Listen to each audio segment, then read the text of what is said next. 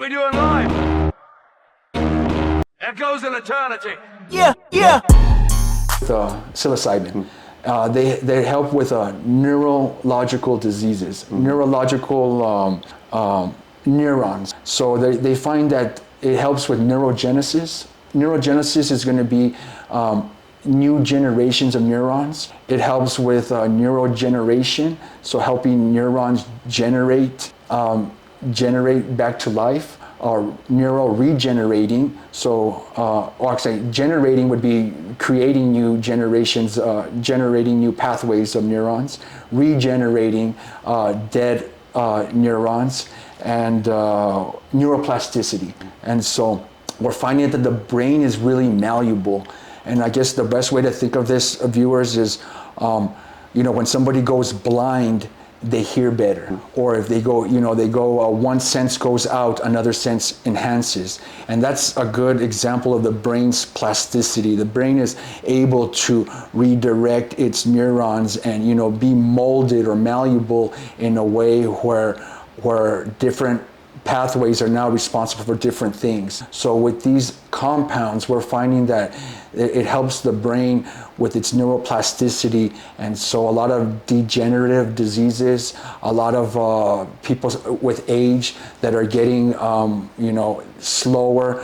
With the magic mushrooms, it really helps regenerate these tips of the neurons, and so really helps helps the mind find different pathways to do what it used to do. So has it been used like in Alzheimer's dementia patients yet? I haven't. There are some mushrooms that are helped with that are being used for Alzheimer's. Rishis, I know, is one of them, reishi mushrooms. But the one that's really working really good for Alzheimer's is lion's mane.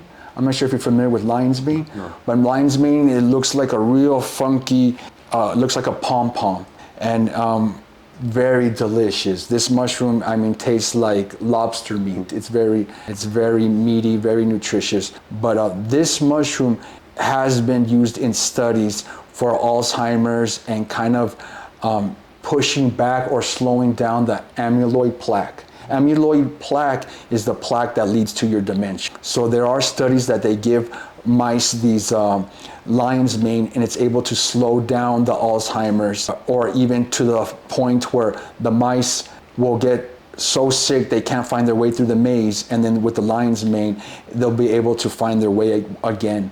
The only thing is once they stop giving the mice the lion's mane, they kind of recede and go back into the Alzheimer's. So what we're doing, or what scientists are doing, and there are papers in science journals that talks about stacking or combining these magic mushrooms with lion's mane and niacin. Niacin is a way to push it through the body. So we know that lion's mane works on regenerating the myelin on the axons of nerves. So big words, I know, but basically lion's mane regenerates the walls of the nerves. And we know, or from other studies, they found that psilocybin regenerates the tips of the nerve. So what they're doing nowadays is they like to stack the three. So you're gonna look into it, and there are papers published as recent as June 2022,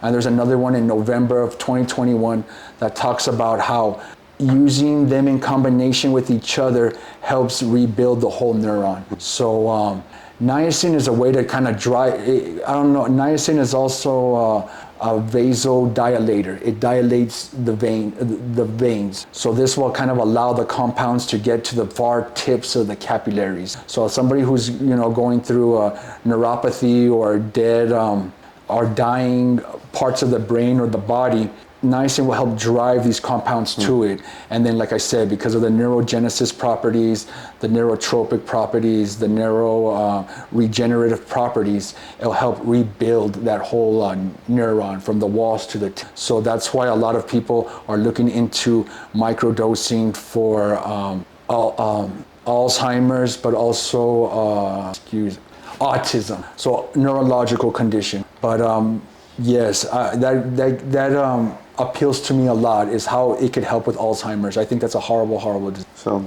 I've noticed a lot of people are taking these magic mushrooms. You know, how are they getting a hold of this stuff? Yeah, good question.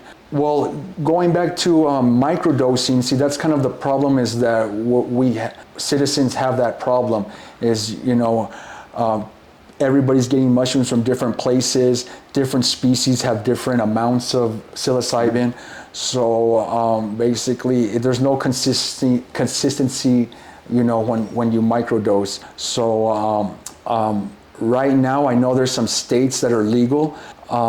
Basically, you would have to kind of, we don't sell any mushrooms, but basically you have to just get a hold of them. That's what's kind of rough right now in the market. Really, people are really interested in it, and unless you're a veteran, partnering up with these researchers in Houston or Baylor University, you're not going to get access, without growing them. Maybe possibly growing them would probably be your best bet, or because you can order them online for scientific purposes or research. So if you do your homework, maybe growing them, or other countries would be, there are people that go to Mexico to do these indigenous retreats, and part of these indigenous retreats is with psilocybin and other psychedelic substances, and so that's a big problem, is getting a hold of them right now. And so unless you're a veteran in Texas, you have to find other means. What is the most common question people are asking about these? What are they asked? The most common question I guess people are getting is, what dosage? What is the dosage? What do I take? I tell, when I talk about stacking, I tell people take 0.1 to 0.3 of a gram of your psilocybin. So that would be your 10th of a gram, and then you want to take it with 500 milligrams of lion's mane. Lion's mane, you could get it in the dehydrated form in health stores, and then niacin, you could also get it at your health store, and that one would be 50 milligrams. So with 50 milligrams of niacin, 500 milligrams of lion's mane, and between 0.1 to 0.3 of your psilocybin is a good regimen, or it's a pretty common, popular dosage. And I guess that's the main question I get from people, is like, I want a microdose, how do you recommend it? Another way people take it is with chocolate. Chocolate's an antioxidant, so a lot of people take them with chocolate. But there's a lot of research that really supports stacking the lion's mane, the niacin, and the psilocybin. Basically, there's certain proteins in the body that encode for different properties, these neurogenic properties. And so what they're finding in the literature is that that they actually work together. Putting them together makes them work stronger. So by itself, it does so much, but putting them together really ups the ante like times 5, times 4. So it's really incredible. They call it an entourage effect. Putting these 3 compounds together actually seems to stimulates the growth. And there's papers that they do this in vitro, where they actually do it in the lab. They grow certain cells in the lab, and they actually will put the compounds together and notice that the cells will grow faster and stimulates more growth with that trifecta. So I guess that would be the big question that most people give me. And also I get also questions nowadays from, alternative protein. What about if I don't want to take magic mushrooms? What about alternative protein or alternative gardening? So I get questions along those lines too. What other mushrooms can I take for other health benefits other than the mind? Alternative protein. How can mushrooms help us with getting our protein? Well, mushrooms are, they're basically a living creature. They're really similar to mammals. They're not plants. They don't photosynthesize, and so they're the only produce that's going to have your vitamin D. Just like we absorb the sunlight, mushrooms absorb the sun. So they're going to be the only produce that has that vitamin D.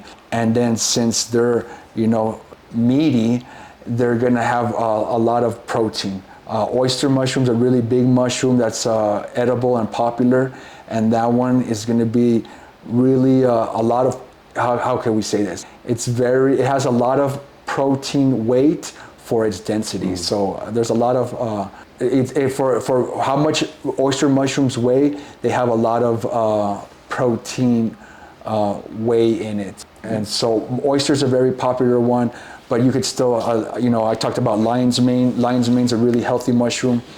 There's a local grower in our area that you could find her, Full Circle Mushrooms, and she has a lot of local mushrooms.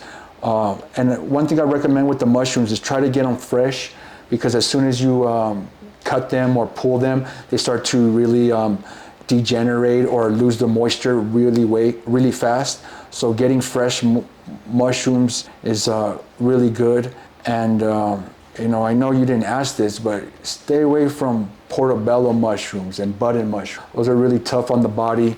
They kind of oxidize the body. They have a compound in them known as agaritine.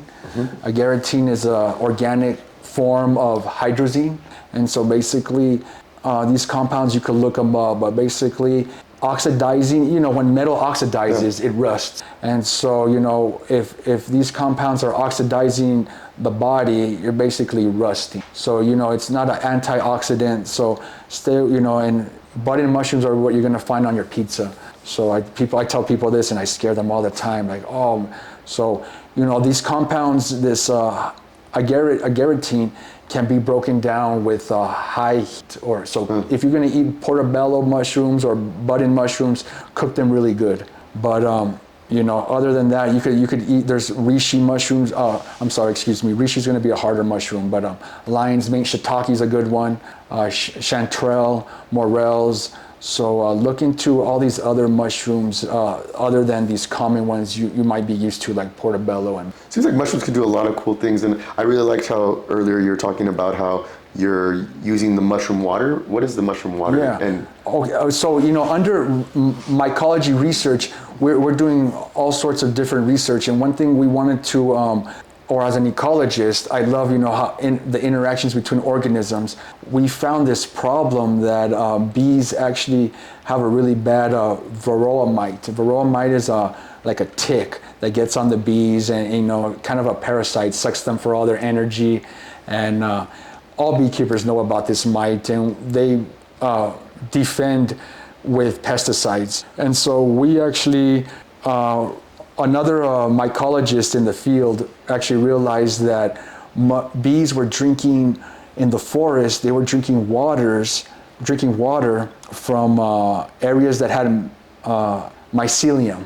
Mycelium is when I was talking to you earlier about when the fungi's eating up the substrate, it looks like a white spider web, and it consumes like a white microbe. It kind of looks like a spider web that kind of consumes. In the forest, if you ever turn over like a piece of wood, you might see it. I don't know if you've ever been hiking, turn over a piece of wood and it kind of like a stringy whiteness all over it. Well, that's actually the mushroom before it's fruited in the mycelium. And so there's pools of water that will kind of form in these areas with mycelium. And so people have observed, other scientists have observed bees drinking that water. And so it got us thinking, like, what if this is a very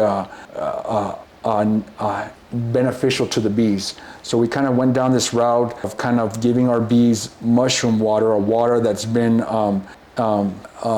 mixed with this mycelium, and we give the bees this water, and we haven't got them genetically tested yet, but we're reporting that we have really healthy bees. And so when you grow bees, one way to test for those mites is you kind of get a cup of bees, put them in a jar of alcohol, shake the jar. You're going to kill the poor bees, but what will fall out are these mites. And then you could count how many mites you have per cup, and then you could figure out, how much you have per hive. And so with our mushroom water, we're reporting really low mite count. So, one mite, 2 mites per cup of bees is really good. So we basically start to go down this road of growing bees. So little by little, we're kind of growing bees on the side of our research institute, and growing it all natural in a horizontal kind of way.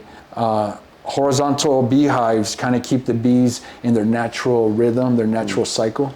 So our bees are not always in honey production, but we get happier bees, and we're able to stay away from pesticides. So we think that we might be onto something and maybe creating some kind of biological defense. Instead of using a chemical application, maybe we could go down this bio defense. And so along those lines, this was kind of a side project that me and some of the directors were doing at the Research Institute. And we started to get veterans ask us about beekeeping, and even youngsters asking us about beekeeping. And so we really find that even beekeeping is an alternative therapy.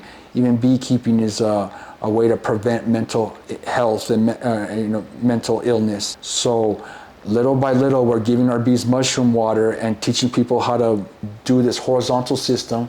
Very easy, very simple, and it also kind of falls in line with our mission of alternative therapeutics and helping and empowering life. And so, yeah, I guess you found out about my little secret. Well, I think like beekeeping, like it's something that we all need to be educated on. The pesticides are killing the bees, and we need to think of an alternative, for this planet. And I think one of the things is, if we lose the bees, we're going to be in a really bad situation. And the use of pesticides is just growing and growing and growing. We need to think of alternatives. And you know what? We got to feed the planet. Yeah. And I think if we kind of just were to focus on increasing our bee population and using, things that are non-pesticides, that's like a win-win. And like you were saying earlier when we were talking, is like bees need nothing. Yeah. You just kind of just find a queen and right, and you put them somewhere. And exactly, James. Exactly. A lot of people get a piece of land and they don't know what to do with it. I have to till it. I have to find water. What crop am I going to grow? And with bees, you just put them there and leave them alone, and they'll find the water. They'll find pollen, and so it's very low cost animal pet. And so basically just leave them alone. You can't say that honey is organic. So if you ever go out there to the store and you find organic honey, unless they grew those plants in a greenhouse indoors and kept the bees indoors and grew them with organic methods, that's the only way you're going to get organic honey. And do they do that?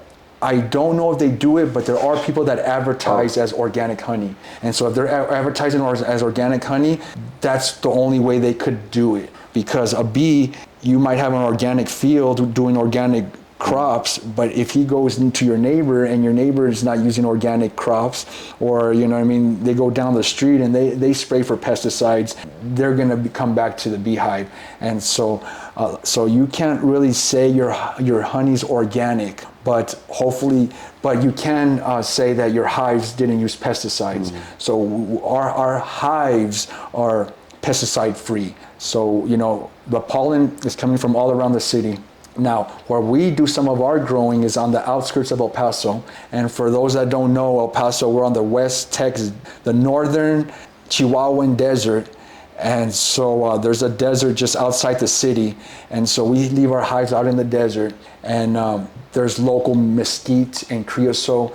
And those plants are very antiseptic. And so we leave our bees out there in the desert, and I don't know of them doing any crop spraying out there. So I'm sure the bees could find their way closer to the city where some of the crops are and where they do some of the spraying. But hopefully where we have our bees, it stays away from crop spraying.